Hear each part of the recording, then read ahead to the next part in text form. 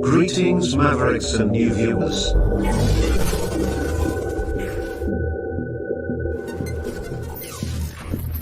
Tonight, direct and live from the Maverick News Network World Studios.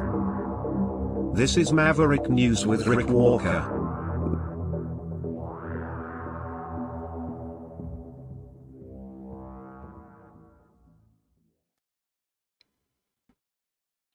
Hello everyone and welcome back to the Maverick News channel. Great to have everybody here. I just need to make a little change here. And we'll get things underway. Let's get this show on the road, and we're going to take it on the road in a few minutes when Dragon joins us live from Montreal from yet another festival. It's the height of festival season in one of Canada's most vibrant cities, Montreal. And it's debate night. Trump versus Biden, or Biden versus Trump, I don't know. Who has the home team, the home ice advantage this time? I don't know. I was looking at some of the reports post-Stanley Cup, talking about injuries that the Edmonton Oilers sustained. Connor McDavid, I guess, had been playing with a serious abdominal injury for a long time, something sustained earlier in the season. And it looks like he will need surgery. Another player playing with a broken rib and a broken finger. Somebody else playing with a sprained ankle. These things have a major impact on whether you're successful, and they were not. They lost by 1 goal in Game 7. But that's a whole other story. Something from the past and something else from the past. The story from last night that we talked about. The Chris Weisdorf victory in court. A victory for freedom. A small one, a big one. I'll put some perspective on it tonight when I take you for a walk with Cosmo. Yeah, Cosmo returns after a long absence. I know a lot of you would like to see his smiling, panting face.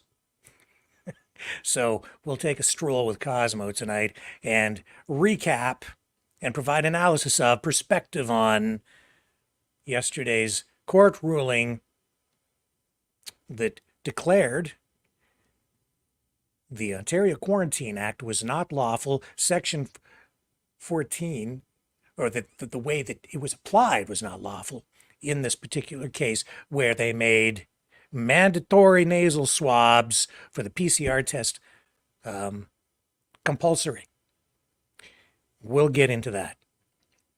And we'll explain a little bit further exactly what it means, put it into proper perspective, because I've been getting a lot of phone calls, a lot of feedback on that story from people. And I would say that some of the analysis, even coming from some other people online, it's not entirely accurate.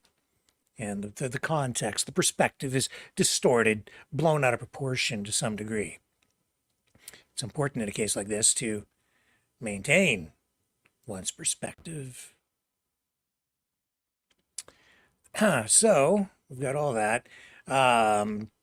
Yeah, and will we be going to the live debate? I'm not sure if we're going to hang in there for the whole thing.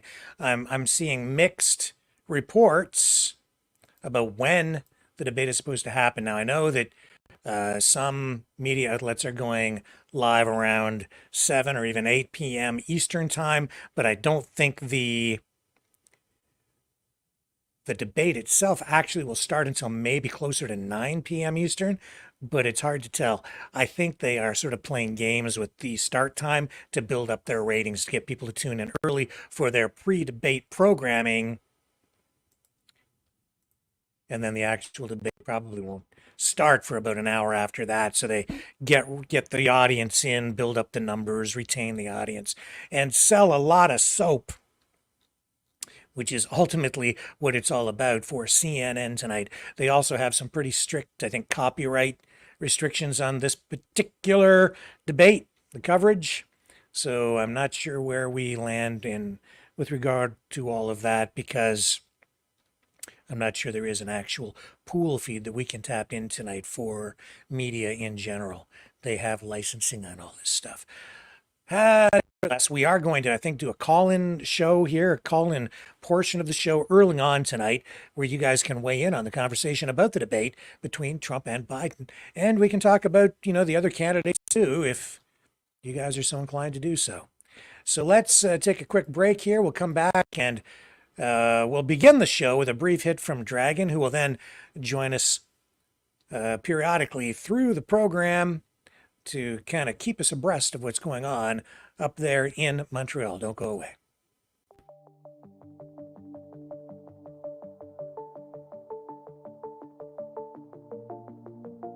Greetings, brave Mavericks. Our quest for truth continues. We go beyond fake news. Together we expose propaganda. Together we pull others out of rabbit holes. We are maverick thinkers. We are all unique individuals.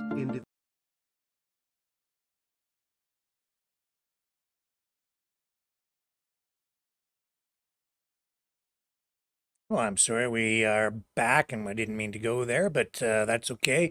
It stopped abruptly. Nevertheless, watch this.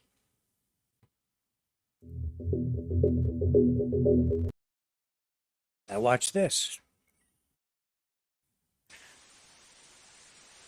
Someone very profoundly once said many years ago that if fascism ever comes to America, it'll come in the name of liberalism.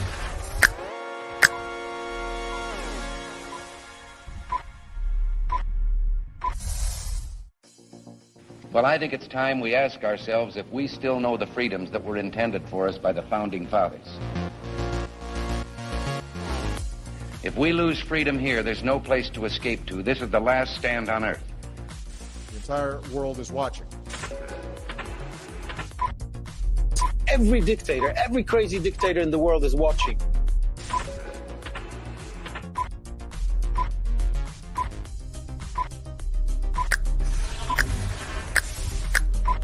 The world is watching.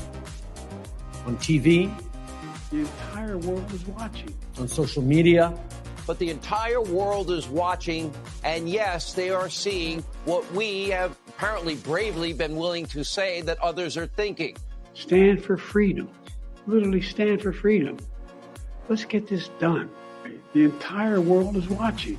We're at war with the most dangerous enemy that has ever faced mankind in his long climb from the swamp to the stars. Maverick News. Maverick News. Maverick News. Let me have more control of my own destiny. The world is watching.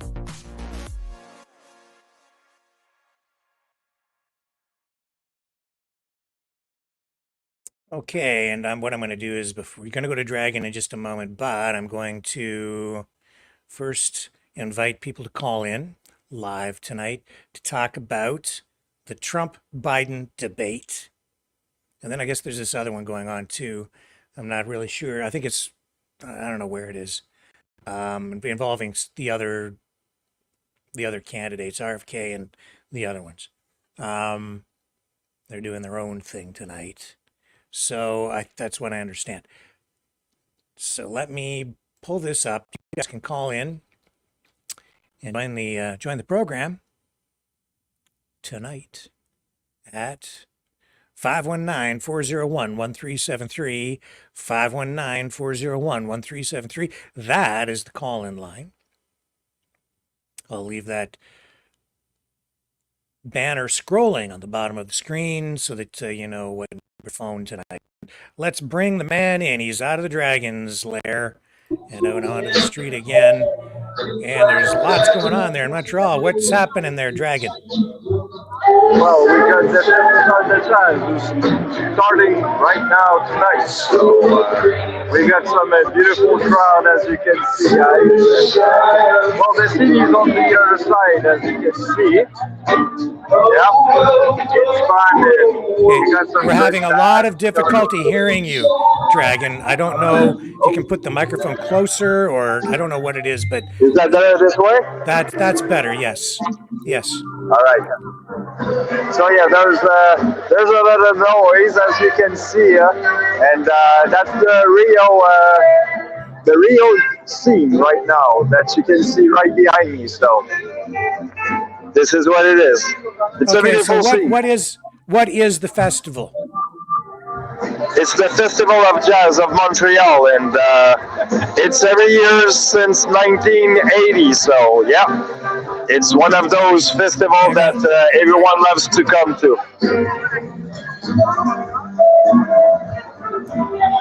Okay, and I've just got John waiting on the line. We'll go to him in a moment. So this is a festival that goes, what, all weekend, or today, tomorrow, 2 days? No, it's going to be to the 6th of July, so it's going to be for, again, 3 weeks. Okay, so we'll end here for the moment. We'll let you go get yourself organized. We'll come back to you in a little while, maybe touch base with you in about 20 minutes or so, and we'll get another update on what's going on down there at the Montreal Jazz Festival. All right.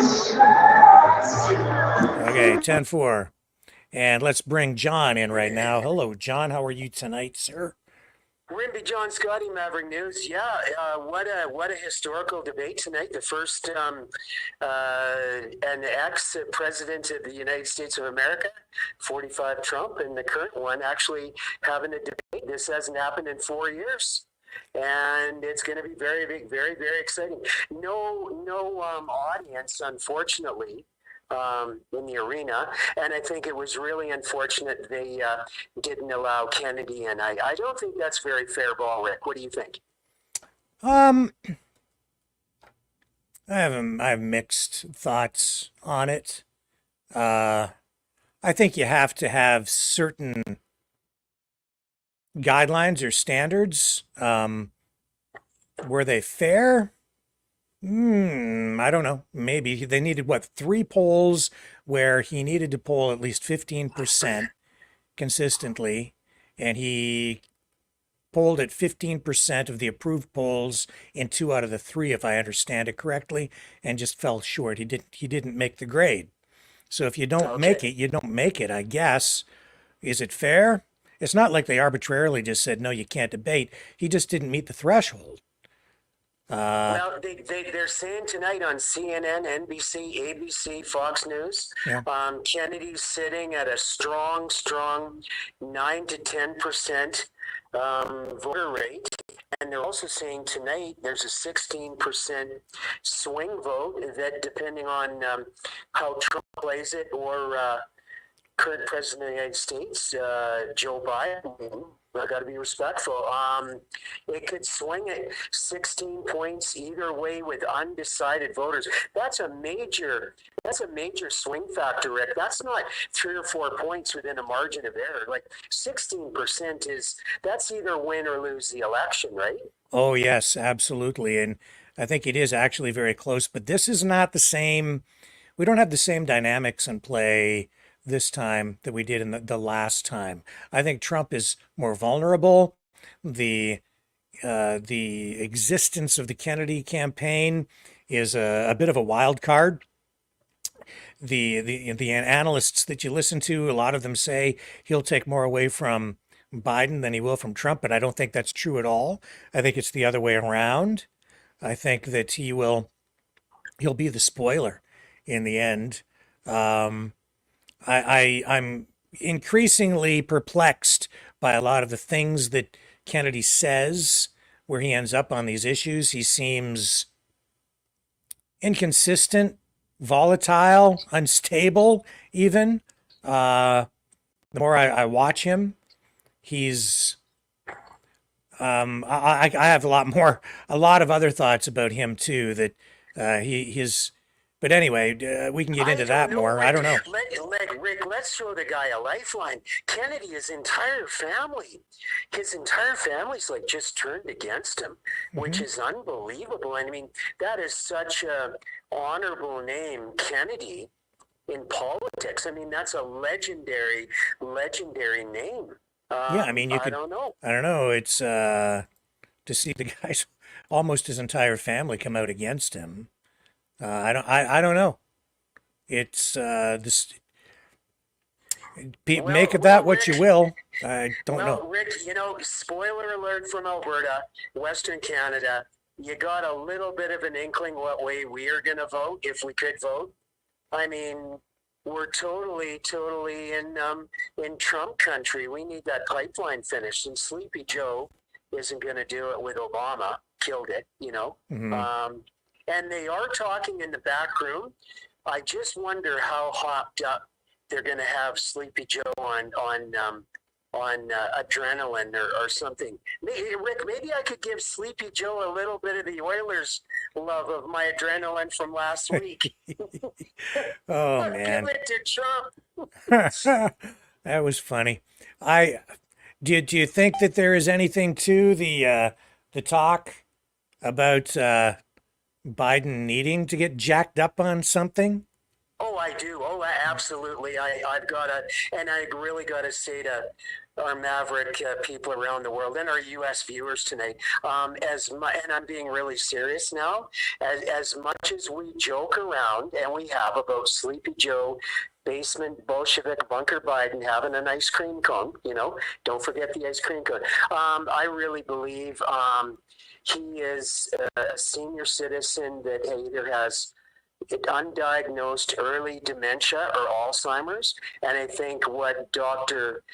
Jill, what they've done to him, I really think it's elder abuse. And I want to be very fair and impartial.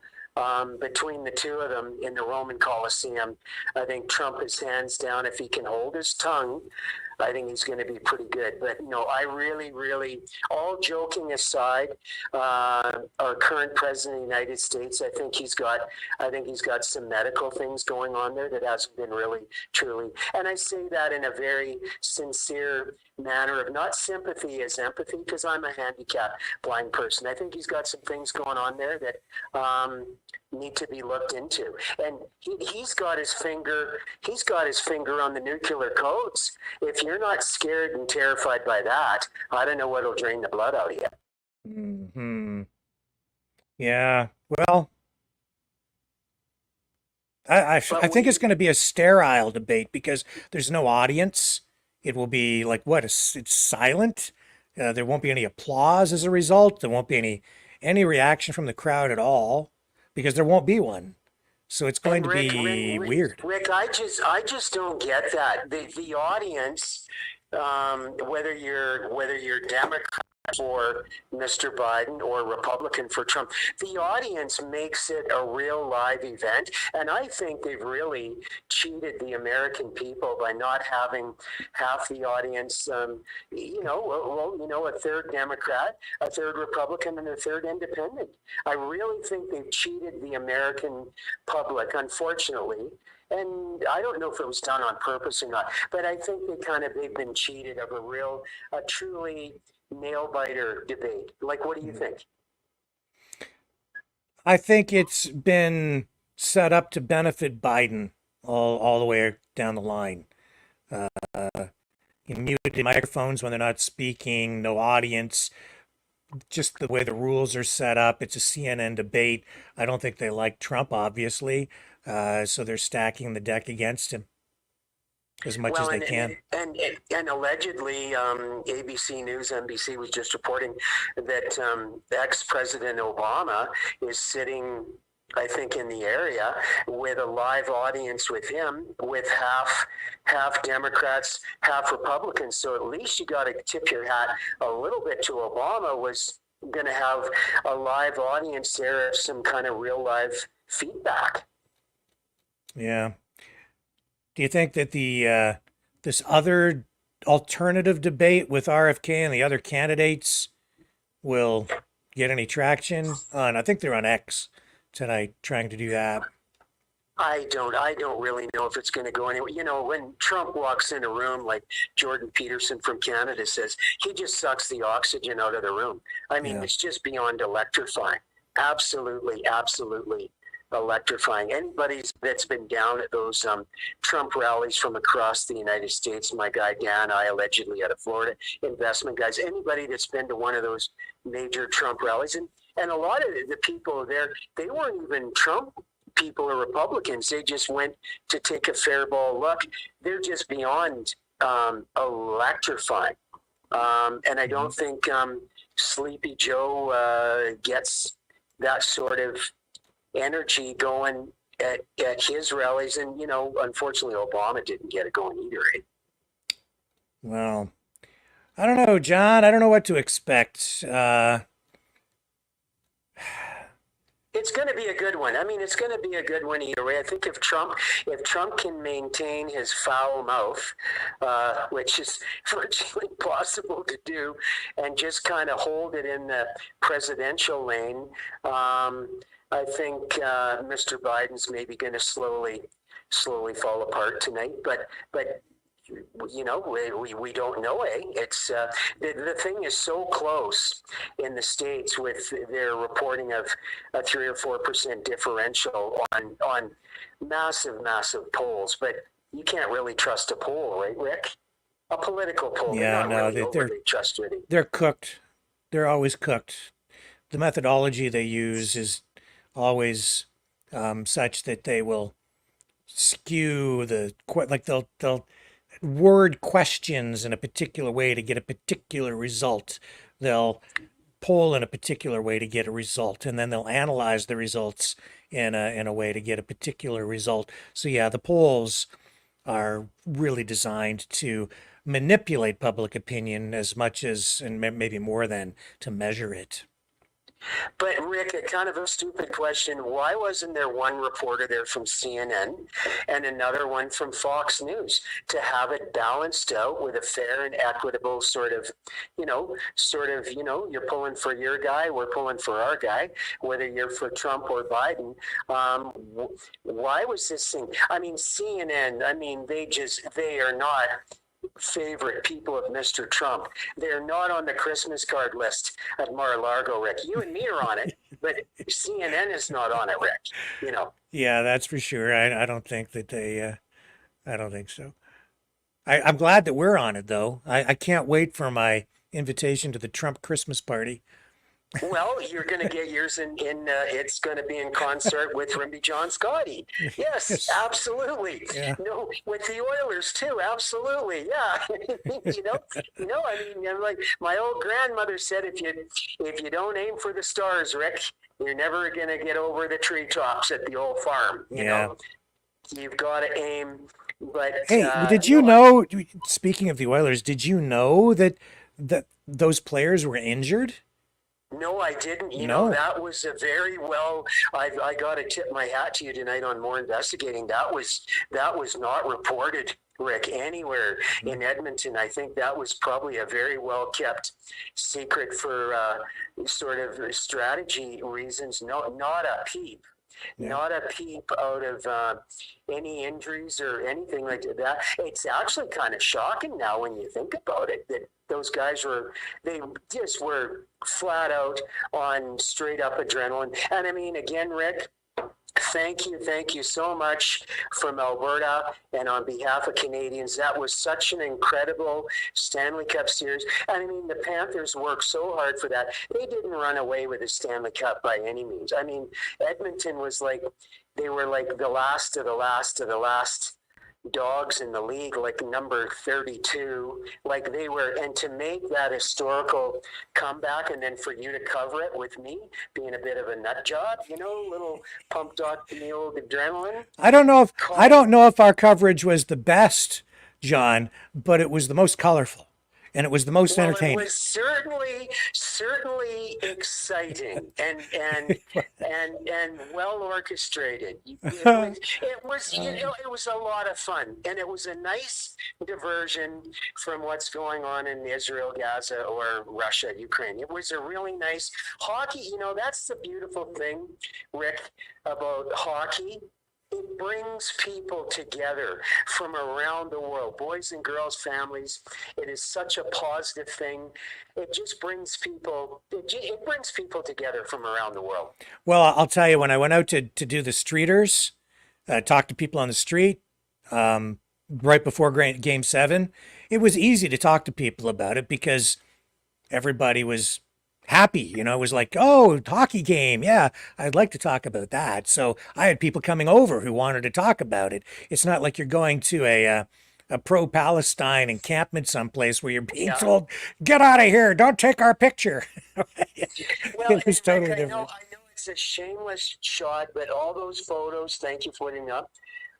Those were taken on my phone on the rocks, Jasper Avenue, 119th Street, the most incredible, and they're all incredible sports bars in Edmonton. That happens to be a little bit of my watering hole. The people are incredible, the owners, staff, Ralph, my blind friend, everybody that was there was just in love with the Oilers and supporting their team. And I mean, I'm from kind of Rimby, but Rick, when in Rome, you must support the Romans, and you just get caught up in the excitement of it and the adrenaline, and I think it's going to go down as one of the most awesome series in probably 25 years. Like, Rick, we were missing on Maverick News Don Cherry and Ron McLean from Red Deer. Maybe we can get them on at a future show.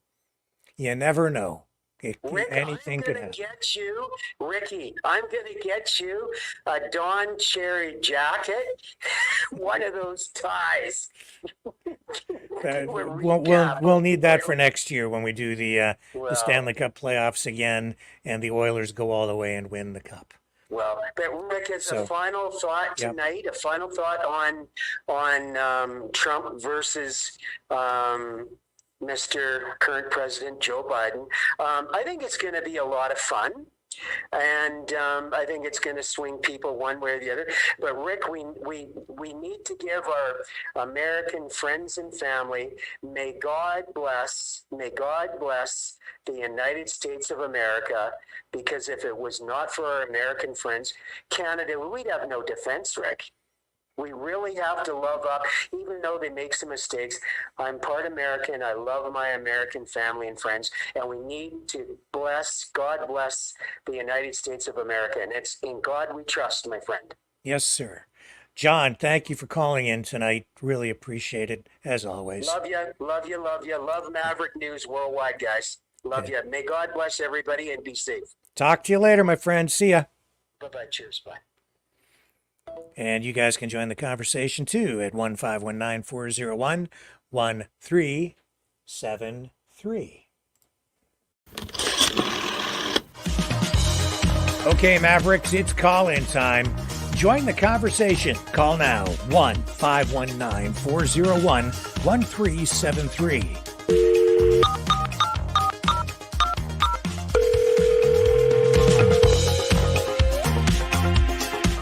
1-519-401-1373. Exercise your right to free speech.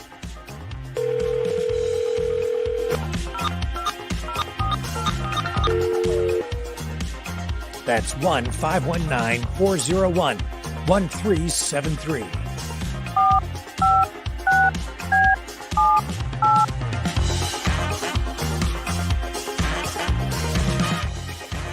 That's 1-519-401-1373. Maverick News. Call now. The world is watching and listening to you.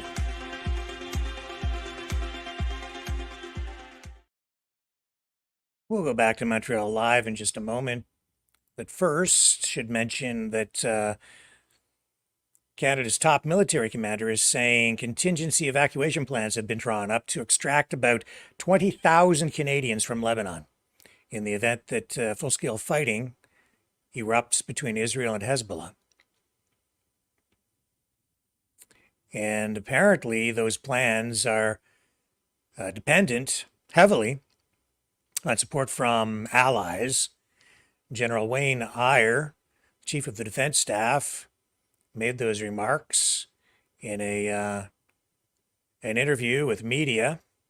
He says that Canada can't do that alone, and they will need help, I would think, largely from the UK, from the United States. Things are escalating over there. We've seen. I mean, people are saying, what happens if war breaks out with Hezbollah? Let me tell you something. The war is already raging with Hezbollah. It has been since almost after October 7th, and certainly over the past month. We've seen the rocket attacks into Israel, setting fires on a massive scale within Israel. And I think that escalation is inevitable at this point. So none of that should surprise anybody. And here's this media release from Foreign Affairs Canada. Melanie Joly making this statement in this release says, today the Honorable Melanie Joly, Minister of Foreign Affairs, issued the following statement, urging Canadians to leave Lebanon while they can. We are getting similar notifications from the United States for U.S. citizens. The safety and security of Canadians at home and abroad is Canada's top priority. She says the security situation in Lebanon is becoming increasingly volatile and unpredictable due to sustained and escalating violence between Hezbollah and Israel, and could deteriorate further without warning. Joly goes on to say, my message to Canadians has been clear since the beginning of the crisis in the Middle East. It is not the time to travel to Lebanon, and for Canadians currently in Lebanon, it's time to leave while commercial flights remain available. This information was available yesterday. Sharing it with you again here tonight. If the armed conflict, she says, intensifies, it could impact your ability to leave the country and our ability to provide you with consular services. Canada is not currently offering assisted departures or evacuations for Canadians in Lebanon, and these are not guaranteed. Canadians in Lebanon should consult our travel advice and advisories for Lebanon regularly and sign up with the Registration of Canadians Abroad Service to receive important information from the Government of Canada. Those already registered should update their information and ensure it is accurate. Canadians should make sure their travel documents and those of their spouse and dependent children are always up to date and secure. Canadians who need emergency consular assistance, she says, should contact the Embassy of Canada to Lebanon at 961-4726-700 or Global Affairs Canada's Emergency Watch and Response Center in Ottawa. So there seems to be a real sense of urgency there, understandably so. Escalation. It's upon us. Let's go back to Montreal, to the Jazz Festival. Hello.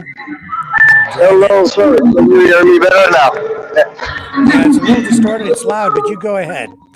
So, how's the crowd? Well, right now I'm at the Roger scene right now, where there's is Buffalo John, who's doing a performance tonight. So, and you're gonna have that till the 6th of July. So I tell you what, guys, if you want some good music, come here. What is the significance of the Jazz Festival to Montreal? Is it a cultural enrichment thing?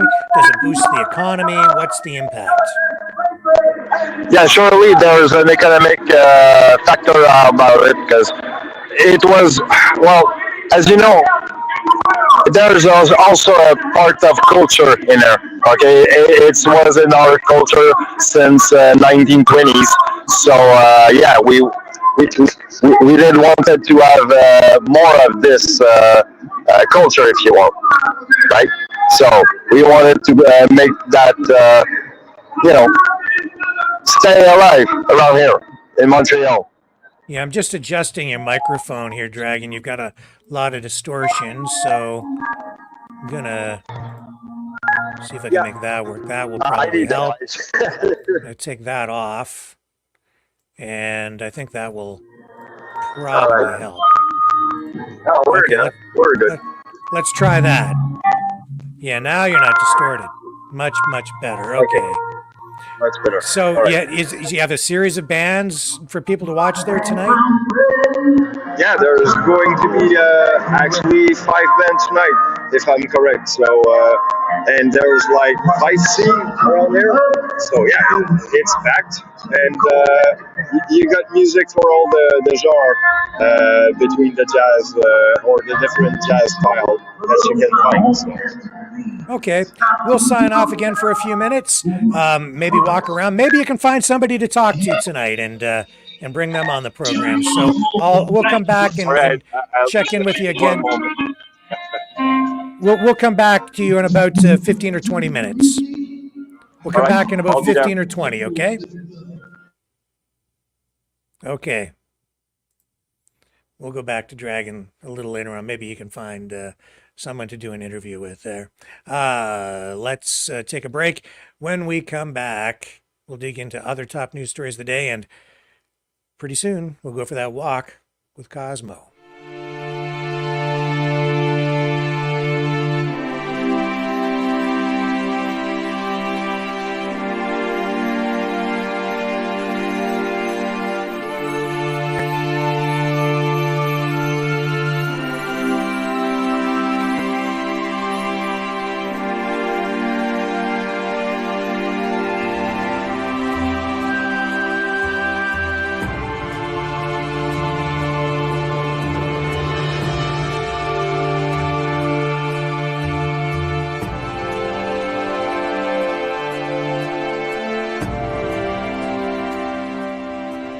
Maverick News.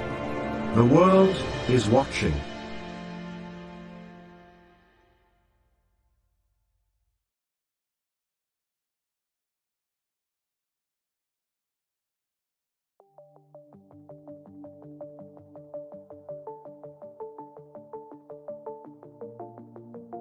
Greetings, brave Mavericks. Our quest for truth continues. We go beyond fake news. Together we expose propaganda. Together we pull others out of rabbit holes. We are maverick thinkers. We are all unique individuals, defenders of individual rights and freedoms, credible, trusted, grounded in reality. Maverick News, Maverick News. Defending free speech, free speech. Donate at freedomreporters.com. Do it now. Tomorrow may be too late. Maverick News. The world is watching.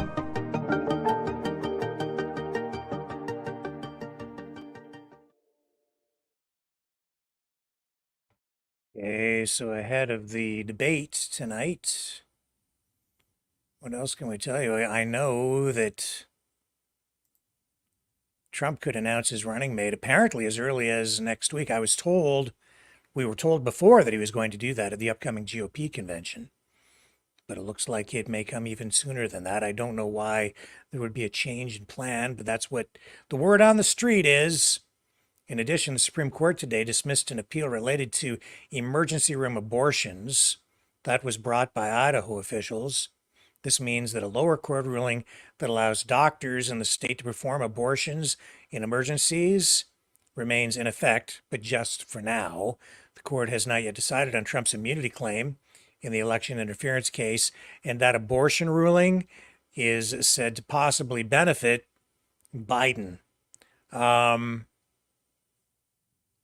and it might be an issue that comes up in the debate tonight. The other thing that I've been reading about is there's another issue to kind of look for as well, and that is ethanol, corn.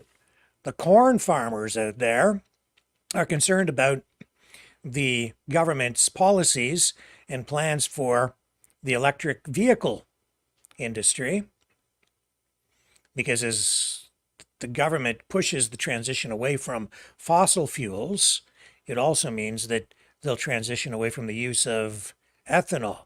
And the bulk of the corn crop in the United States goes into ethanol production now.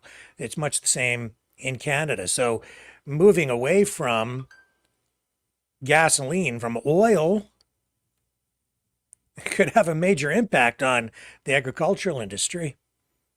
A lot of farmers not happy about it, and I'm told that that could come up as an issue tonight in the debate.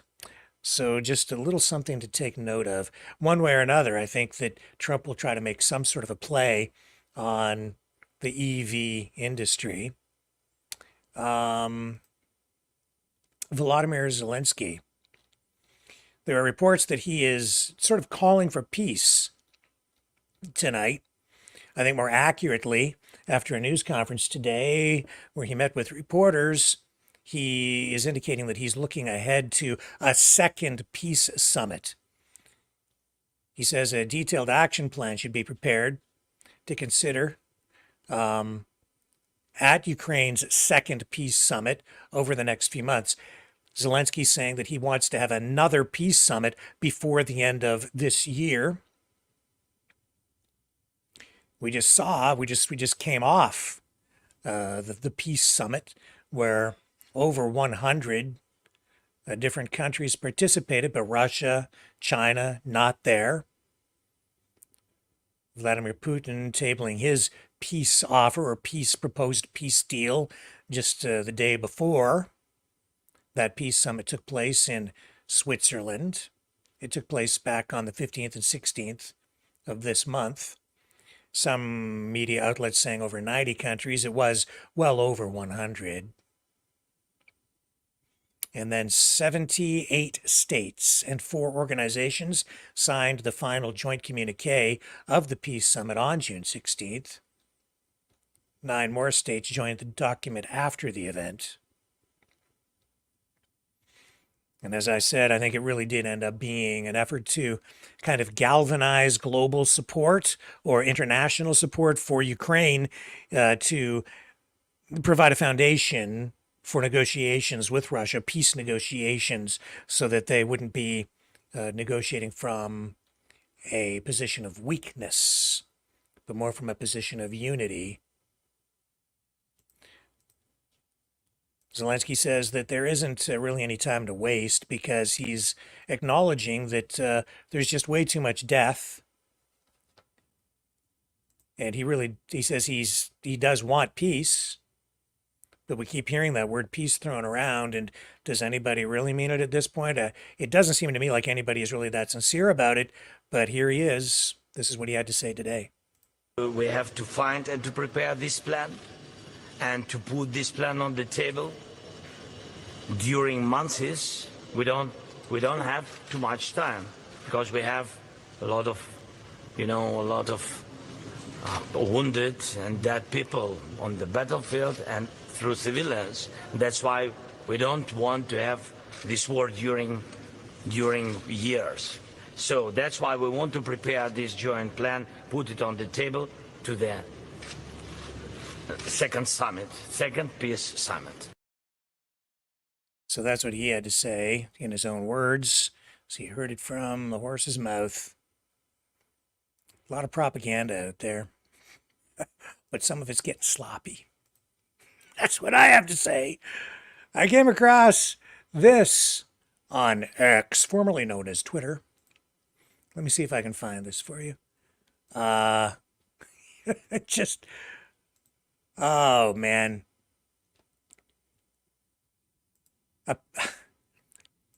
Here, let me find this. This is stupid. It is what it is. Okay, sorry, but they need to fire better propagandists. Whoever put these people up to this. Here it is here. Did you know the National Guard has surface-to-air missiles? So people will believe this, though. So it is actually effective, but it's dumb. I mean, you've got to be some kind of special stupid to buy into this stuff. So here, I'll show you. Hang on. Okay. Here it is. Here's the post on Twitter that I came with. This was yesterday that I found it. I don't know when it was originally posted. Looks like, what did it say there? I'm not sure how many days ago. Anyway, it says, breaking, Governor Ron DeSantis orders the Florida State Guard to launch surface-to-air missiles, SAMs, at migrant boats trying to land in Key West. Do you support this type of military action to prevent a migrant invasion? It's just, what? I was like, what? Ron DeSantis ordered a missile attack? The governor of Florida? And then this video's on there. Yay!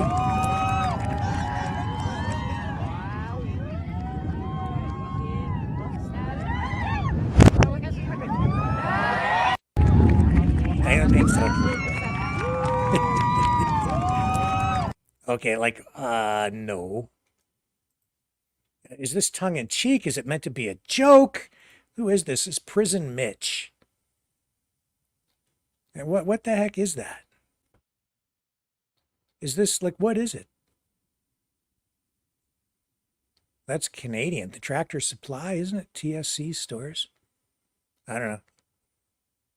Who is this guy? Who is this organization or whatever the heck it is?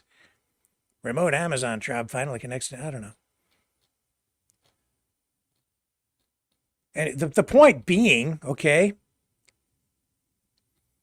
yeah, the National Guard doesn't have access to missiles, and Ron DeSantis is not in a position to order missile strikes against anything because he doesn't have access to missiles. The National Guard doesn't have surface-to-air missiles, obviously. And what is that? Is that actually like a SpaceX launch or something? Like, I don't know what that is. I'm not sure what I'm looking at. Does anybody know what that is? What that is actually footage of? What is that? There's so much lying going on and so much stupidity out there. It's amazing. And yet, but you know why it's so easy to trick people? Do you know what the average reading level is for the general public? It's about grade 6. Grade 6. Yeah. So, Magic Moon says, those are the returning boosters for a SpaceX rocket launch. Yeah, I thought so. I thought that was SpaceX stuff. It's not surface-to-air missiles. Just, oh, and Jesse says, it's Florida. I would not be surprised. I don't know what that means.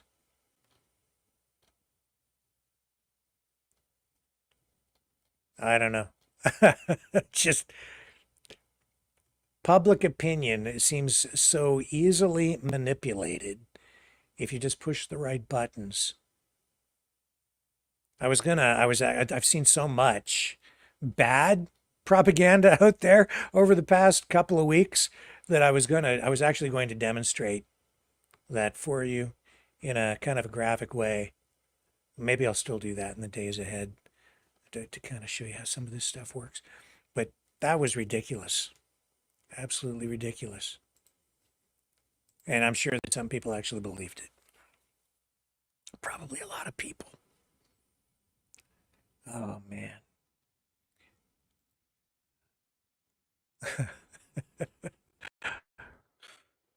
Ron DeSantis orders a missile attack. So, here's Trump landing in Georgia. Let's bring this up. I'll show you. That's where the debate is happening tonight. And again, you can join the conversation if you want at 1-519-401-1373. This is Trump getting off the plane. Won't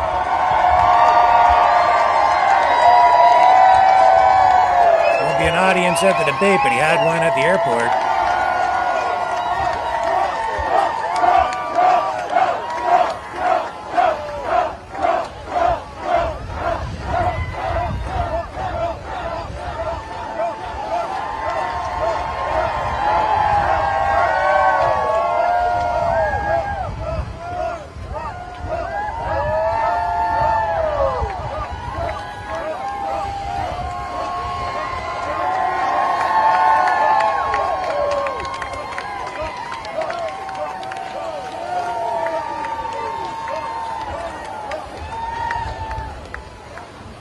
How come if you're a Secret Service super spy bodyguard dude, you have to wear shades?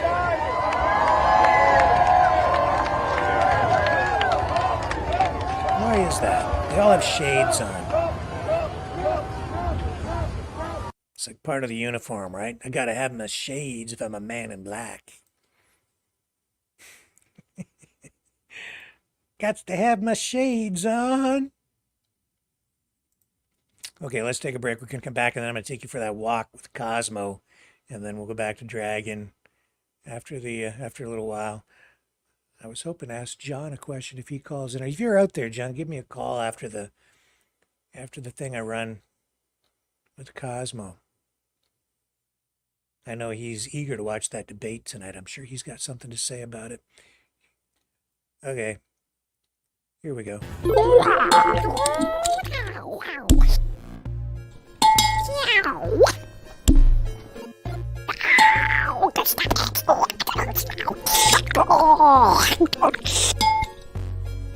Exile. The Knights of Malta. Maverick News. Join us. The world is watching.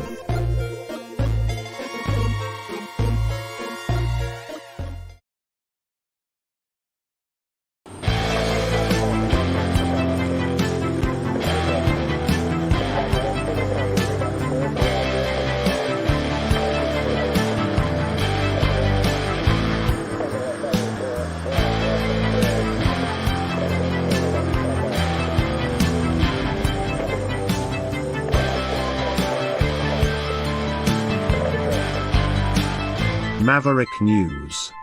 Fighting for freedom.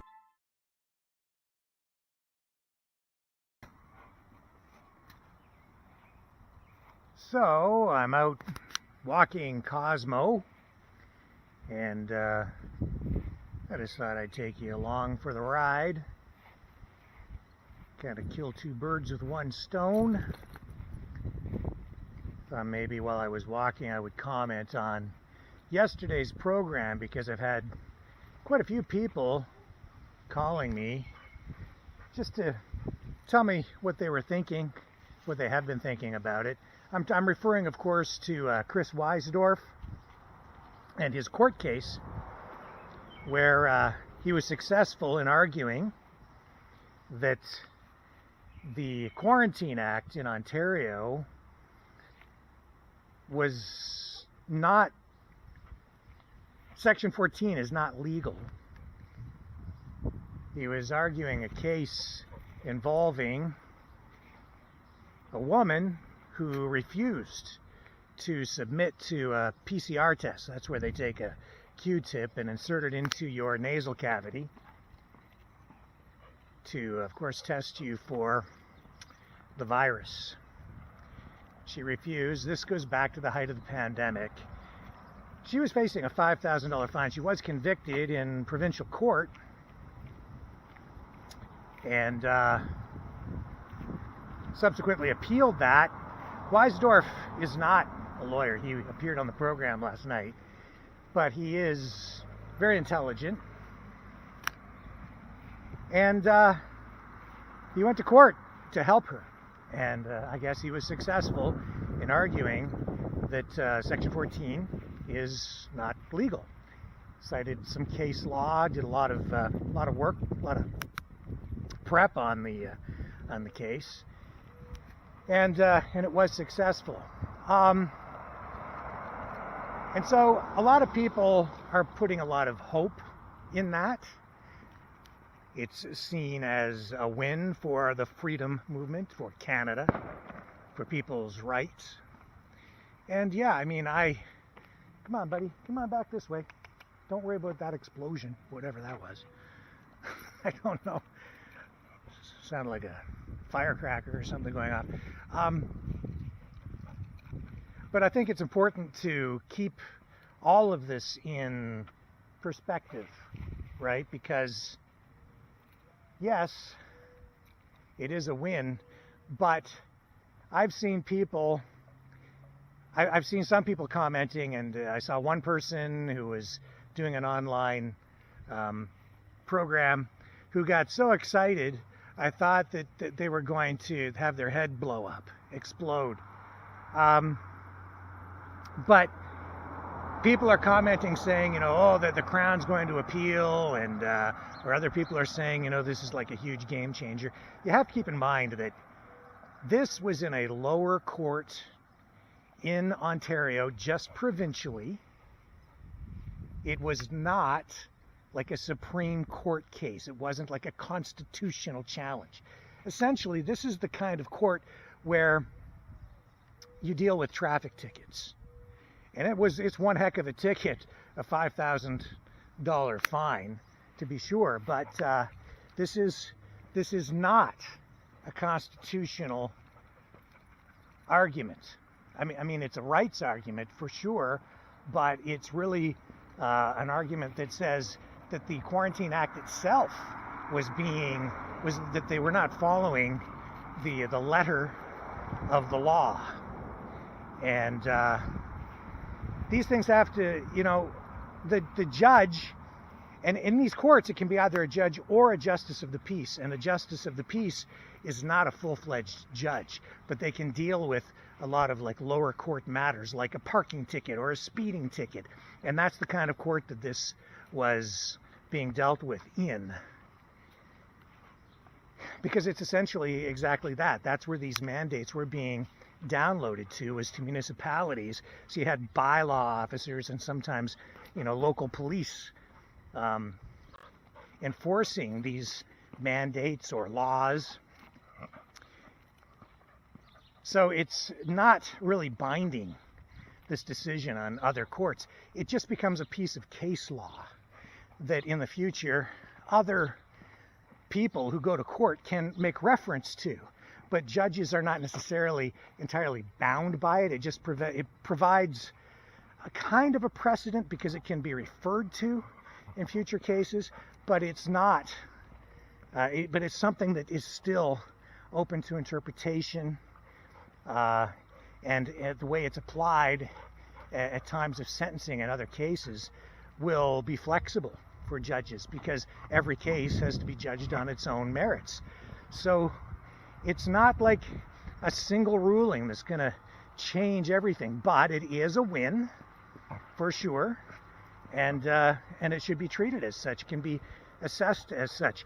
The thing about this kind of case, and this is the brilliance of the tyranny that Canada has been subjected to under the Trudeau government, the provincial governments across the country. You see, these mandates were downloaded onto municipalities. People talk about the World Health Organization and the World Economic Forum, and it's like globalists are doing this to us. But the truth of the matter is, this was all happening at a local level. That's where the enforcement was done. And that's because when they do that in Canada, the Bill of Rights, which is something that was created before the patriation of the Constitution in Canada. The Bill of Rights doesn't apply at the provincial level. It's a federal piece of legislation. And so people argue about the Bill of Rights, and we talked about that with Chris last night. It doesn't apply when you're dealing with things like traffic tickets. It doesn't apply because provincial governments have their own jurisdiction, and they are seen as sort of equal partners to the federal government. So they have their own level of sovereignty, if you will, their own level of authority and power and jurisdiction. So that's why the Bill of Rights doesn't apply. That's why the Charter of Rights and Freedoms was created in 1982. That's the same time that the Constitution of Canada was patriated. That's when Pierre Trudeau, the Liberals, and the government of the day brought the Constitution home to Canada. And people say, well, it's not valid because it wasn't signed in Canada and Quebec didn't sign on to it. Well, that's not a valid argument, because the authority for this came from the Crown. Yes, we are a Commonwealth country, but the Queen signed off on it and gave Canada its constitution, which is something that Parliament voted on. It was a lengthy process. It was controversial at the time. Quebec, of course, with its desire for preservation of its language rights and its culture, didn't sign on to it, but you didn't need Quebec to sign on to patriate the Constitution. You only needed a certain number of provinces. I believe 7 out of 10 is the way that you make that kind of change, and the rest of Canada did sign on to it, so it all worked out. Now, it would have been nice if it had been unanimous, but Quebec didn't sign on to it, but because they're part of the country, they have to abide by it. It's just the way that it is. Now, Quebec still retains its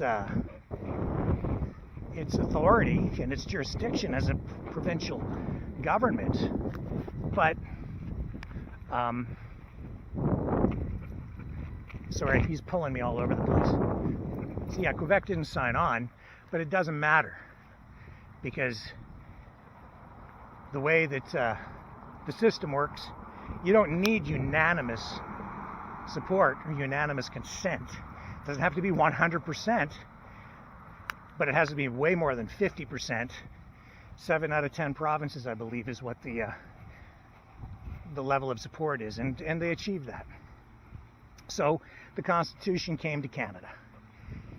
Now, what does this all mean? It means that, as I said, this decision is just in a lower court. So you have to keep that in mind, because it's not like a Supreme Court ruling. Will the Crown appeal it? Oh, you know, like I hear other people out there from some of these pseudo-legal groups going, oh yeah, they'll appeal it and the whole thing's rigged and it's not going to hold. They're not going to appeal it, because to the Crown, this doesn't even really matter that much. It'll just sit in case law, and it can be referred to, but because it's not a binding decision, they're not going to worry about it that much. And lawyers who might use this, they'll have to realize that it's there, and then they would have to refer to it as a piece of case law when they go to court to represent other clients who are facing fines under this same piece of legislation, the Quarantine Act, which only applies to the province of Ontario. The Charter of Rights and Freedoms does apply provincially. You see, that's why it was added to our system at the time of patriation of the Constitution. It was seen at that time as being vital, important, because the Bill of Rights has never provided protection of our rights at multi-jurisdictional levels. It was only at the federal level, so provinces didn't have to abide by it, but the Charter they do. That's why it's so powerful. Unfortunately, there is that one section in the Charter that allows governments to suspend our rights in certain circumstances for a short period of time in the event of something like an event like war or a pandemic, where the greater good or the entire existence of the nation, or maybe mass death, might be imminent if drastic actions aren't taken to protect the population, to protect the country. That's what they went to. That's what they used during the pandemic. Were they justified in doing it? I would say no. Did they prove the need for that? Did they show that they had justification for it? I would say in hindsight, no, not even close. But that's those are the arguments that they made at the time. So they used that. It was upheld in courts over and over again. People were afraid, and you have to keep in mind that the public too, the general public, was of the mind that a lot of people were like, they wanted this. They wanted the mandates. They wanted lockdowns. They were demanding it of the government. Other people on the freedom side were like, no, you can't be doing this. It's a violation of our rights. But on the other side, people were demanding it, and the government was responding, and they were using fear in their own way to drive the issue, to drive things, right? We all know what happened, but you have to keep in mind that a large portion of the population, probably half or better, were doing exactly that. They were demanding it of government, and government was responding, and government wanted to do it. In fact, so much so that if everything were to go down again today in the way that it went down then, I think it would go down very much the same way. I think that what the pandemic showed us is that human nature is human nature. And when subjected to massive amounts of fear, propaganda, information warfare, psychological conditioning, people will respond the way they respond, and it's pretty predictable, and that's exactly what's happened. It's unfortunate. It's horrific. It shows the dark side of human nature. But this court ruling is what it is. This court ruling shows that things are changing, sort of coming back to more of a place of normalcy, and that's important. How big of a win is it? It's not a huge win. It's huge in the sense that it's finally showing that we're making some progress as a society, and we're getting court rulings that are sane and reasonable. Again, finally, thank you. Now, Chris says that,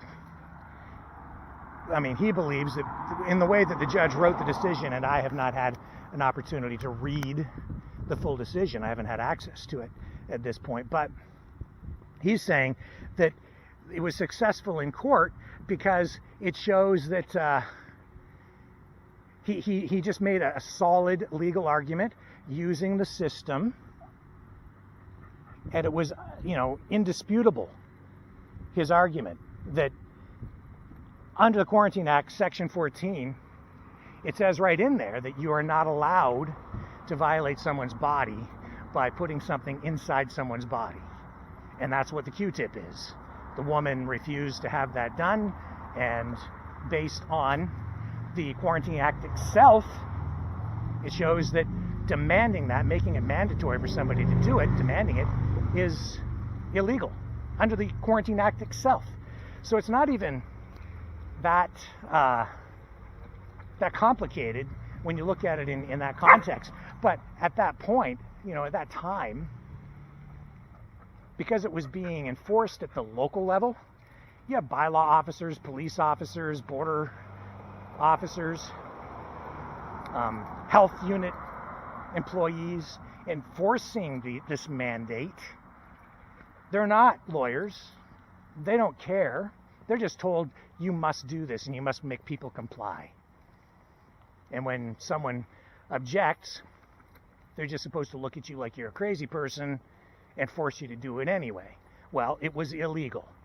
In the same way that mask mandates had exemptions, but of course, if you went someplace and said, I want to exercise my right to not wear a mask because I'm exempt, they would just look at you and say, oh yes, you will. There are no exemptions. Even though it says clearly in every one of these mask mandates that there are exceptions on various grounds, medical grounds, etc. But tell that to somebody at the door of a Walmart or a shopping center, and they're just gonna deny you entry. So you get trespassed, and it turned into chaos and tyranny. Well, yesterday's court ruling showed that we're getting back to a place where we're getting reasonable decisions in the courts.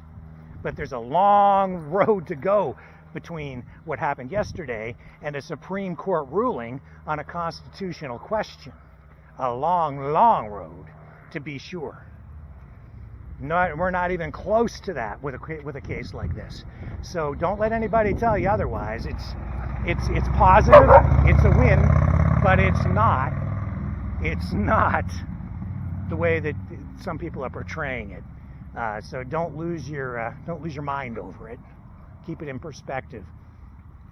The other thing about this is that, a case like this, because it's like a $5,000 fine, to argue this in court with a lawyer to get a successful outcome it would cost many times that, generally speaking, to argue this in court.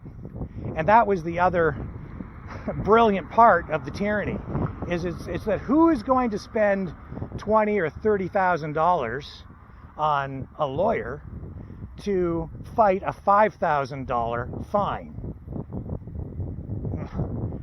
Hardly anybody. Or you would go to court, you see, facing a fine like that, and generally people would be offered some sort of a plea deal, and then they'd plead out, pay $100 or $1,000 or whatever the judge would throw at them. Generally, I think it was around $1,000, and just be done with it, wash your hands, and go back to your life,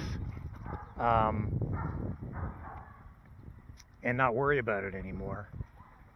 That's what most people were doing, and understandably so. Why not just spend the grand, get your life back, stop, and just go about your business, and just like a speeding ticket, right? Pay the speeding ticket and just stop, and then just go back to work. Go back to your home, go back to your life, go back to your kids, your house. Doesn't make sense, right? To spend tens of thousands of dollars to fight something that you could just spend $1,000 on and walk away if you just plead guilty. So people plead out. But that's why somebody like Chris Weisdorf is important. He's not a lawyer. He's fighting for his country. Financially, I mean, there are questions there about how is all this funded and so on, but he's not a lawyer, so he's not charging big bucks like a lawyer would. And he said he got nothing out of this. So he's there helping someone without charging the big lawyer fees to that person. So he's arguing a case that is vitally important in a way that a lawyer wouldn't. See, a lawyer too would advise a client that because they have a fiduciary responsibility to the client, to say, it's makes more sense for you financially just to plead out, pay the $1,000 fine, and walk away, rather than pay me, a lawyer, not me, but if you had a lawyer, $30,000 to fight this $5,000 fine. And if you lose, you're going to have to pay the $5,000 fine plus what you pay in your legal fees. So just pay the grand and be on your way. Don't, it is a huge win in the sense that it's a win. And they've been few and far between, and will take the win. There have been others also, but a long time in coming. There will be more. There will be more because of this ruling. And as I said, Chris argued or believes that he got the positive, successful outcome because he was arguing a very simple point based on the letter of the law. But I don't know if that's necessarily the case. I've covered a lot of cases like that over the years, like traffic tickets and things at that level of court. And sometimes a judge or a JP, a justice of the peace, will look at a case, and it's not always about the letter of the law. A lot of the time it's about the spirit of the law, and they have a lot of discretion there in the way that they apply the law so that it's fair. And so I'm sure that the JP or judge in this case also looked at this and looked at the appellant and said, this is a person who's been through a lot already. They've been dragged through the courts. It's a massive fine for something that is pretty minor, really. And so the judge or JP may have actually been sitting there trying to find a way to help the person out, and not just apply the letter of the law in a negative way to hurt the person. Might have been looking for a way to help them. So in that way, yeah, they might have just been applying the spirit of the law as much as the letter of the law. But I think Chris is quite right that the letter of the law does state very clearly that it was illegal to force people to stick that Q-tip up their nose. And so, and yes, it's not only unconstitutional, it is a violation of the Quarantine Act itself. Anyway, more to come.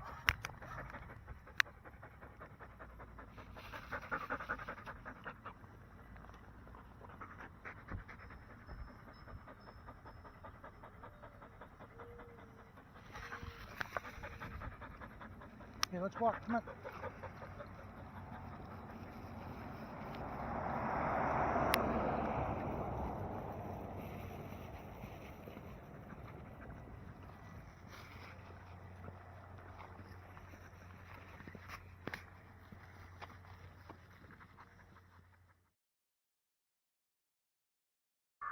Hello, world. Are you awake?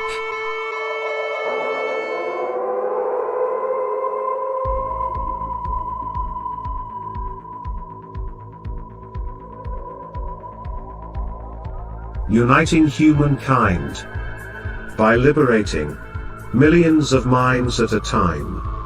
Maverick News. The world is watching.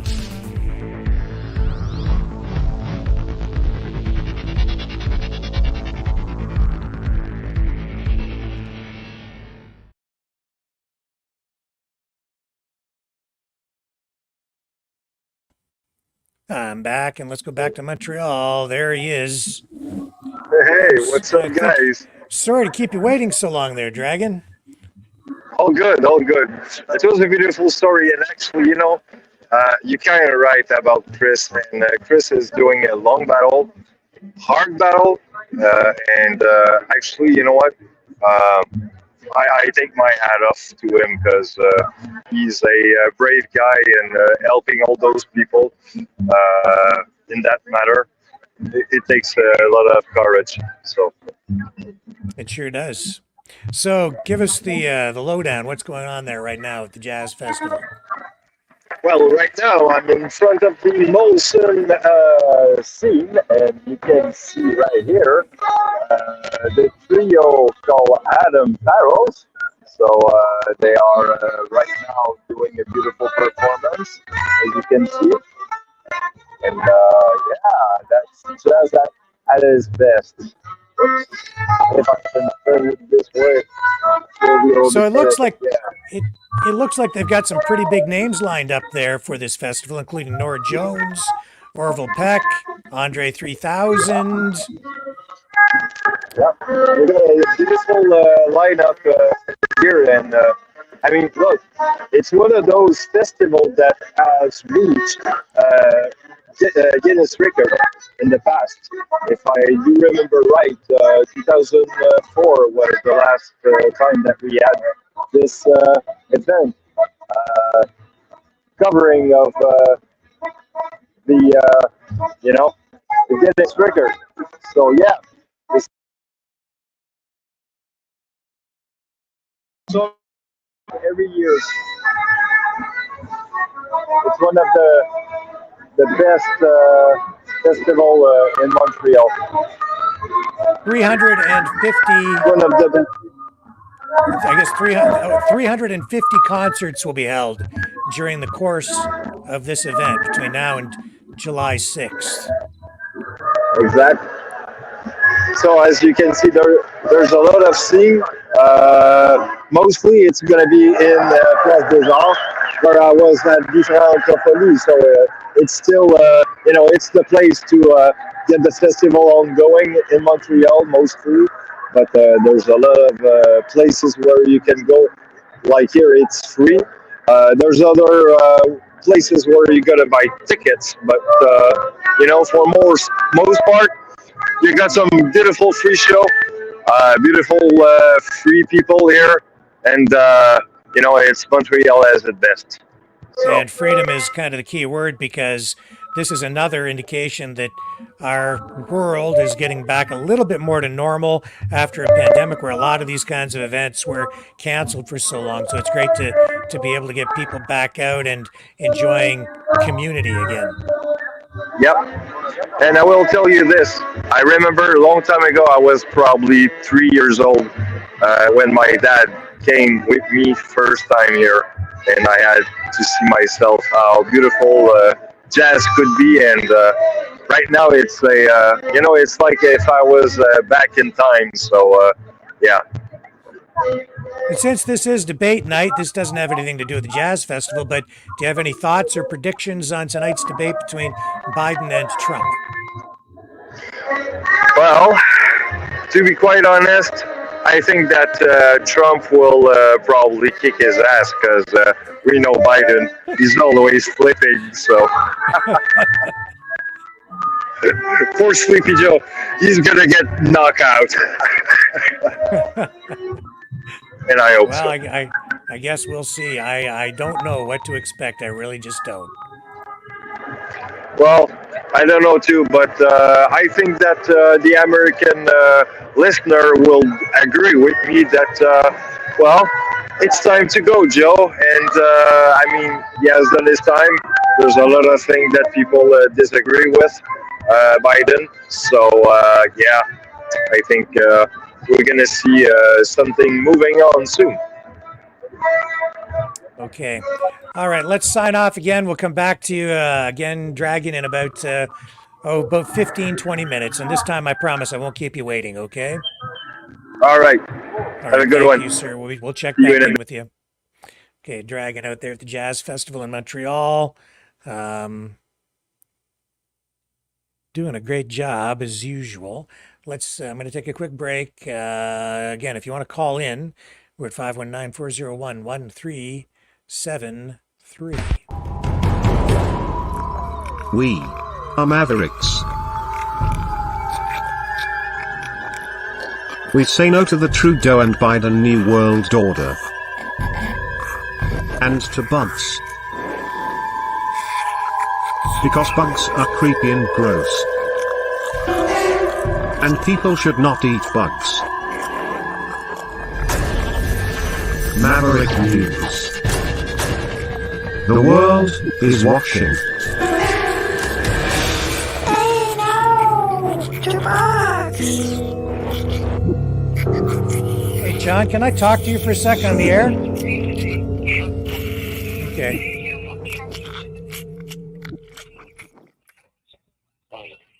Okay, we've got John on the line. What's your prediction for the debate tonight, John?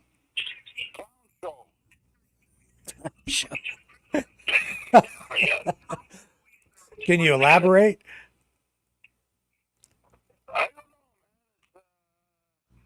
Why don't we walk off the stage? What do you think?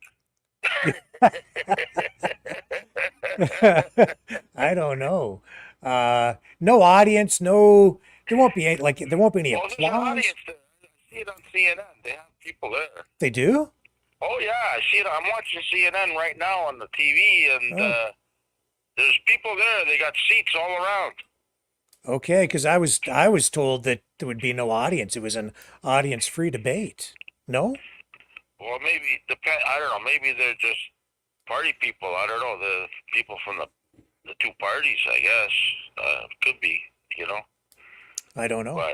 But there's people there. I see them. No. I know they don't. They're very picky with the streaming. They don't want this debate restreamed after tonight or something. Yeah, well, be taken down. I don't know. What I took from it was that there's like the heavy duty copyright stuff on it. So if other media outlets carry it, I think they have to pay CNN a fee. And that's why, I'm not live streaming it right now because I don't want to get sued for stealing a feed. But I just don't know, man. I don't know what the rules are on this one. I'm hearing they're shutting down all the chats too. I wouldn't be surprised. Wouldn't be surprised at all. The chats are going to be on fire. Do you think? Yeah. Do you think that there's anything to the idea that Biden needs to get jacked up on something to actually perform, like caffeine or maybe something a little stronger? I don't know, but they're all going to be wearing diapers. That's for sure. Many minutes, they're all full of shit. That's all I get to say. Who's this texting me now? Boy, I tell you. Everybody's jacked up. I'm not really into this thing. Oh, Leo, what is he sending me? I don't want to repeat that. Leo, if you're listening, No, well, don't talk like that. Rick's a good guy. Okay, Oh yeah, my I can God. only imagine what he's saying. Okay.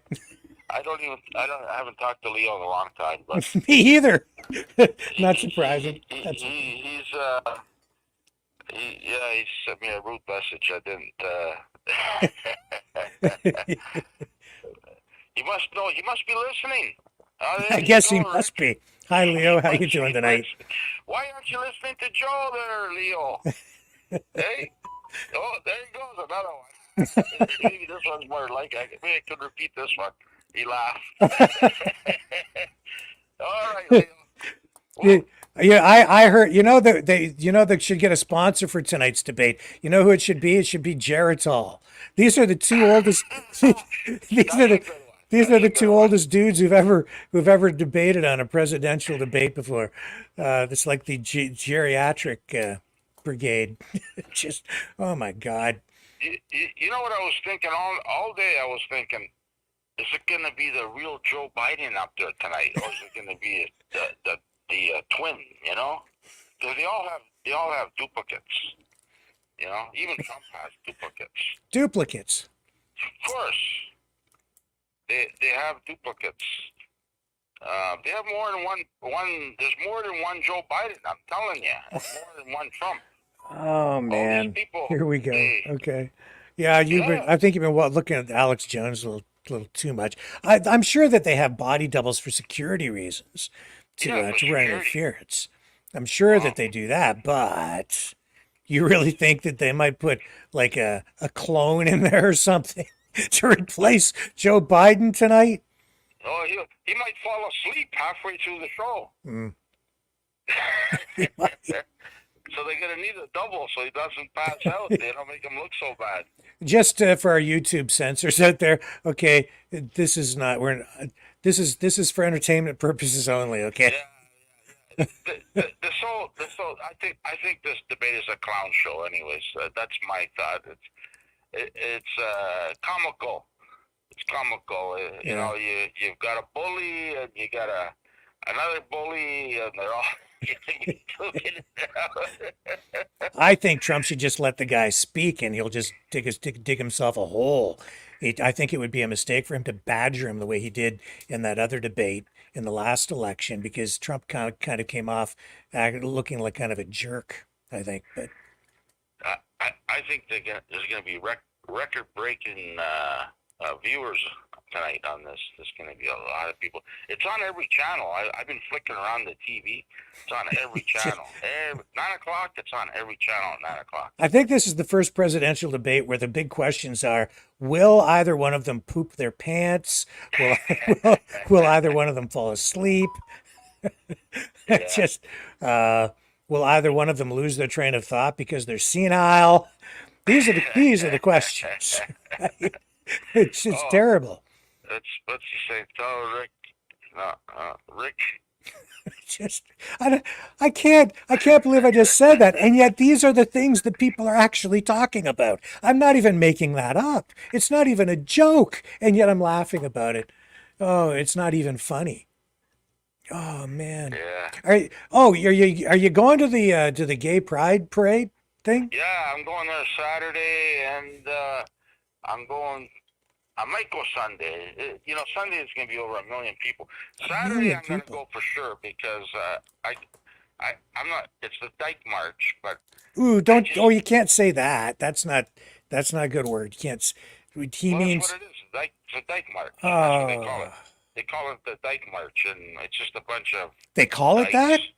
Yeah, it's a Dyke March. Yeah. Well, maybe they can say that, but I can't say that. That's not politically correct. Well, that's what it's called. If you look in the papers and everywhere, it's a Dyke March. Okay. Oh. And they go all the way up Yonge Street, and they just march posters. The reason why I go Saturday is not a lot of people down there. Yeah. I can walk on Church Street, and I can see everything on Church Street. You can see everything? Well, yeah, because there's a lot to see there, right? I'm sure there is. There's a lot to see. Yeah. It's the naked truth all out in the open. and I'll probably go into Woody's there with with a couple of girls, you know, so I don't feel out of place. Okay. And but there's a lot of women down there. Saturday, it's more women than guys. That's because women are attracted to gay guys. They always want what they can't guys have. Don't touch them, right? See, if I go up to a couple of gay women and I tell them I'm gay, they'll put their arms around me and everything. If I tell them I'm straight, they'll just walk away.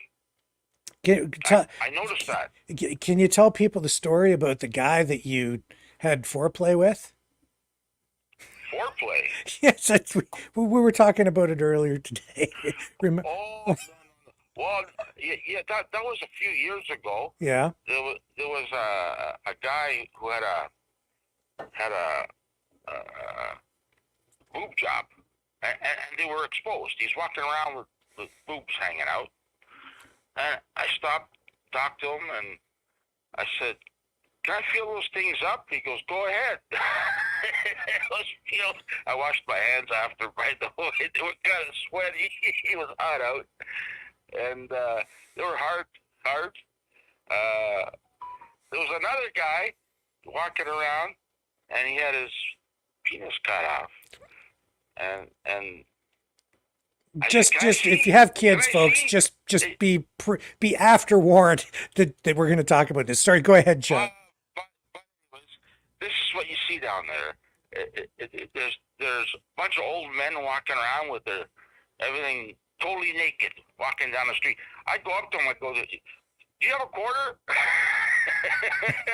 I do. I go up to them. "Do you have a quarter?" Because they're walking around totally buck naked. It's like, but it's not just one. They gang up, like, just in case they don't get beat up. There's like 3, 4, 5, or 6 of them, you know, and they're walking around totally naked. It's naked. Disgusting. See, I've never been to one of those. I've seen video, but I don't understand why that's okay. Like, if I went out and I would just started walking around on the street naked, I think my neighbors would call the cops. But at this parade, you can walk around naked? Oh yeah, women and guys, not just guys. Oh yeah, totally naked. Oh yeah. But I'm so stuck in the 80s. I like the women. I don't mind if the women are naked, but I don't like looking at the men. No, I'm not into the men. But there's a lot of men down there who walk around, you know, and it shouldn't be allowed, as far as I'm concerned. It's against the law, as far as I'm concerned. I don't know why. You walk topless is okay. You walk topless, you know. Yeah, well, there were court cases about that many years ago, going back to like the late 80s, early 90s, I think, in Ontario, and that is legal now for women to walk around with no top on. It's been that way for a long time. I don't see women doing it, but you can. I take the subway down there, and I'll be home for your show at 7 o'clock. You know, like, I'm not going to be down there all night. You know, that place is open till like 4 or 5 in the morning. Oh yeah, there's people. They party all night long. Those gay guys. Oh yeah, I've hung around with them, a lot of them, but I don't know them. It's just. Well, you got to know that one guy pretty well. It was black too. He was a black guy. Black guy with well, I just wanted to feel them up, see what they felt like. That's all. Nothing wrong with that, is it? Is there? Hey man, whatever floats your boat, John. whatever you like is fine with me. Walking around, hanging out, and I knew it was a guy. You see, some of my friends I go down there with, they go, "Oh, look at that girl over there." I said, "That's not a girl." I go, "Oh yeah, it's a girl." Oh fuck! There was this one guy I went down with. He was totally against gays. He goes, "I do not like gays. I do not." Anyways, he was totally against them, and I took him. This was in Vegas. I took him to a club there, and there was a transvestite it was Chinese, and it looked just like the girl. And he's dancing away with her and grabbing her, and he goes, oh, I think I'm gonna get lucky today. I said, you know, that's a guy you're dancing with, eh? He goes, no way. It is. Go ask him. It's a transvestite. He goes, I don't care. I'm in love, he said. And I said, all right, go for it. I can spot them out, Rick. I'm really good. I'm really good at spotting these. So let me get this straight. So you went down there with somebody, and they kept saying that they don't like gay people, but by the end of the night, he'd found the love of his life. Yeah, actually, he was from Thunder Bay. I met him down there at the hotel, and he had I went to the porn convention in Vegas, and I didn't have tickets. I met this guy, and he gave me a free pass to go in there before the people come in at the hotel. So I went in there, and I met all the porn stars before the people came in. And then he rented a car, and we drove around all over Vegas. So I got it was worth my while, and it was anyhow. After that, I took his number, but I told him to do it again. I've never seen him again. But I left him there at the bar. I said, I'm out of here. I said, I'm leaving. You coming? No, I'm not going anywhere. I said, he's gonna take you for everything you got. You know that. He wasn't too street smart, Rick. Well, I'll give it. Well, there's conversion therapy for you. It's just one trip to the porn convention, and you take a straight guy and turn him inside out. Oh yeah, that was the first time I've been there. I've been to Vegas many times, but I always wanted to check out the porn convention, and they're not allowed to go naked in there. In the porn convention. That makes sense. It's okay to walk around out on the street naked in Toronto at the gay pride thing, but at the porn convention, you got to keep your clothes on. Yeah. And you can't smoke in there. You have to smoke outside. Because in Vegas, you can smoke everywhere. This is going back, I don't know about now. I'm looking before the pandemic, right? I haven't been there since. Because I refuse to get a pass there to fly. I might have to get one though. You know, I don't know. But I'm talking to you. I don't think anywhere's safe in the world anymore. It's all going to be the same everywhere. Eh? Well, so. I don't know. All I know is everything's upside down. My straight friend John is out there asking for a free touchy-feely from guys in the gay parade, and you got to keep your clothes on at the porn convention. I sent you some pictures. You can't post them on there, eh? If it's new, no. Post what on what? Post what? Pictures of what? I got a lot of pictures of me with naked women down there at the gay parade. That's naked okay. Women, it's okay. But I always ask them, can I get my pictures taken with you? Sure, go ahead. So okay, I'm grabbing them, and they're taking pictures. But they're women, I can tell. You know, I know women. Eh? I'm not stupid, but some of these Chinese and Filipinos, man, they look just like women, man. They are amazing clones. Clones. They can fool anybody. I'm telling you. Some people spend a lot of money on to make them look so good, you know. Yeah. Anyways, I spot them out, Rick. I can spot them out. Well, if you go down to the gay pride parade, it'll be like shooting fish in a barrel.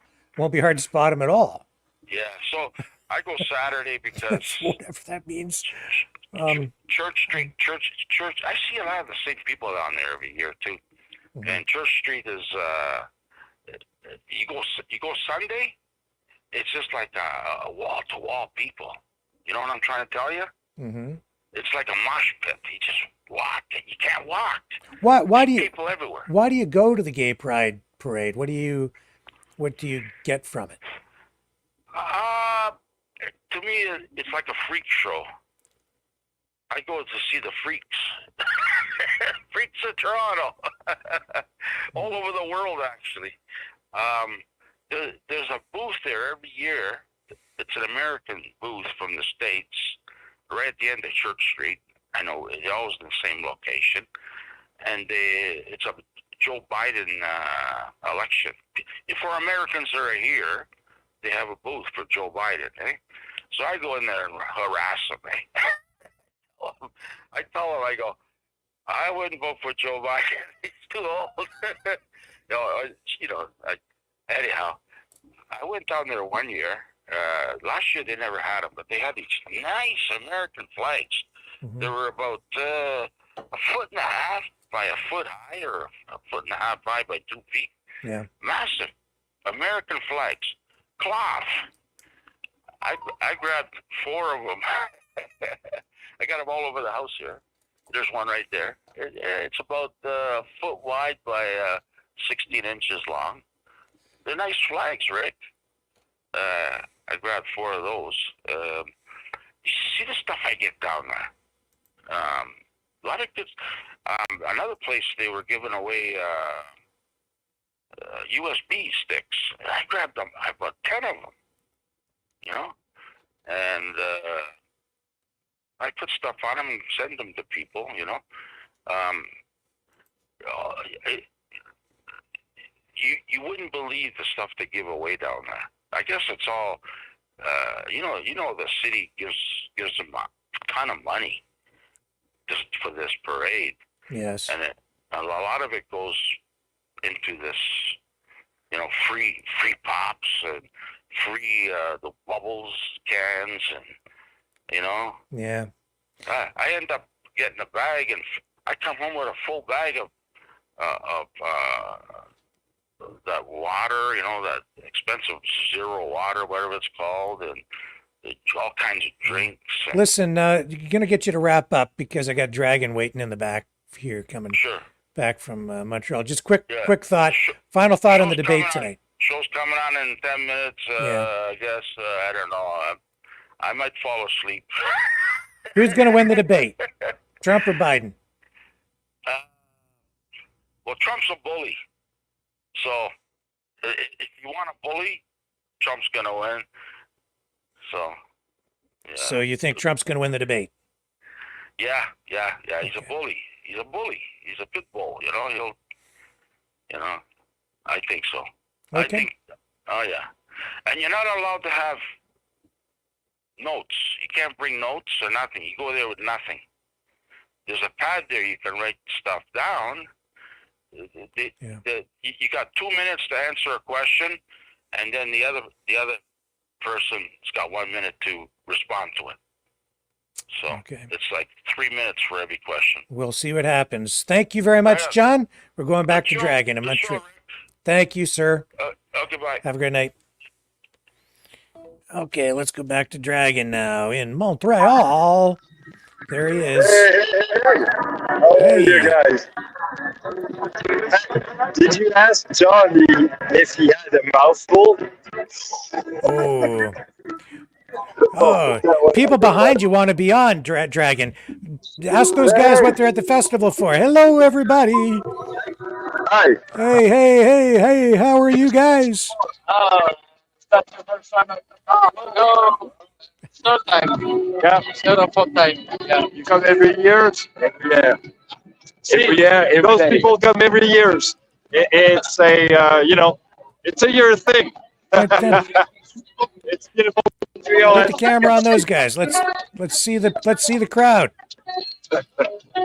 And I'm right in front of this is the Rio Tinto Sea. Sure. Beautiful. It was a sunny war. All right. Well, it looks like the crowd's building there. So you've got. Sorry, I think I need to reboot my audio real quick. Okay. Can I hear you now? All right. Yeah. See, can you hear me okay? Can you hear me all right now? I hear you. Okay. Yes. Loud and clear. Okay. I hear you. Looks like you've got a lot more people there now, Dragon. It's like the crowd's building. Yep. Oh yeah, it's a big crowd. Like I tell you, it's crowded every year. Ask It these brings people so some many questions. people. They're right behind you there, Dragon. Ask them some questions. Some of these people are wanting to be on the camera. They're waving and everything. Yeah, sure. Est-ce que c'est votre première année au festival de jazz? Non. À chaque année, je viens. So she said that she comes every year at the festival of jazz. Oui, à chaque année, je viens ici. C'est Turn the camera so we can see her. Est-ce que vous faites ça en famille? Ah, là, c'est seul aujourd'hui. Normally she comes with the family, but she came alone today, so she's enjoying the shows and. So, ça fait combien d'années que vous venez? Ah, mon Dieu, depuis que ça a commencé. Depuis que ça a commencé? J'habite à Montréal. OK. Depuis 1980, donc. Ah, oui. Ben là, non, peut-être pas 1980, c'était plus longtemps, là, mais tu sais, depuis plusieurs années. So, Depuis 16 ans. So she came around here since probably 1995, if my calculations are right. So yeah, so we got a lot of people, and yes, well, actually, on est en ondes YouTube, donc.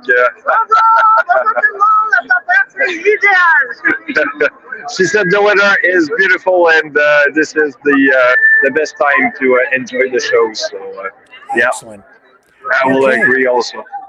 All right. So, your final predictions on the debate tonight as we wrap up our coverage here, our pre-debate coverage. Who's going to win the debate tonight between Trump and Biden? Surely Trump. Trump is going to wash out the poor Biden hands down. And you know what? I know I'm a RFK voter, but on this one, sorry, but Biden is down for Trump. I want to see something, though. I would like to see a beautiful debate between RFK and Trump soon, so might happen too. Okay. So, and I'm going to let you encourage people to give us thumbs up on YouTube and Rumble. Actually, I was thinking about that. Please, guys, give me some thumbs up. We need 100 thumbs up and plus. So, you know what? I'm going to do something with you guys. I want 150. Okay? For the next weeks, let's go to 150. Okay. Thank you, Dragon. Great work down there at the Montreal Jazz Festival. Over and out, Thank sir. you, guys. I wish you enjoy, guys. Have a good one. Okay. Thank you. So there's Dragon at the Montreal Jazz Festival. And yeah, we are going to wrap up here so that you guys can watch the debate. I would live stream it and do a watch party, but there are heavy copyright restrictions on tonight's stream. And while some streamers will be carrying it, it is dangerous to actually do it. So we are not going to do that. We'll cut you guys loose so that you can go watch the debate, which starts, I believe, in about 8 minutes. And we'll be back tomorrow night. Please hit the thumbs up on YouTube and Rumble. If you haven't done that, it doesn't cost anything, and it really helps the channel a lot. If you're in a position to make a donation, if you like what we do here, you can certainly do that by donating at maverickdonations.com. There's the URL right there that takes you to the Give, Send, Go. Or you can support the channel at freedomreporters.com. And that's the PayPal. That's where most people donate. And we really appreciate the support that we get from you guys, because you are the only thing that keeps us going here. So truly appreciate it. With a $30 donation or more, we'll send you a t-shirt, a Maverick News t-shirt, $60 or more, and I'll send you an embroidered shirt like this one with a bonus 1/64th scale die-cast collectible Hot Wheels Batmobile. And with that, as I said, I will be back tomorrow night. Same news time, same news channel here on the Maverick News Channel, where we have the antivirus programs for your mind. See you tomorrow night, 7 p.m. Eastern, on the flip side.